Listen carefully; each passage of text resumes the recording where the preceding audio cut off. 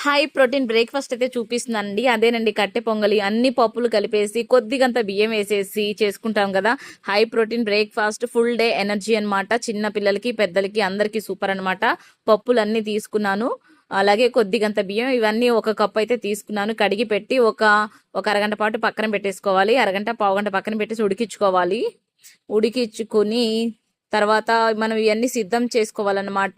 తాలింపు కోసం జీడిపప్పు, మిరియాలు అవన్నీ పెట్టుకొని పప్పంతా రుబ్బుకొని ఆ తర్వాత పోపు పెట్టుకోవడానికైతే తీసుకుందాము. ఇందులో నేను నెయ్యితో అయితే వేసుకుంటున్నాను పోపయితే.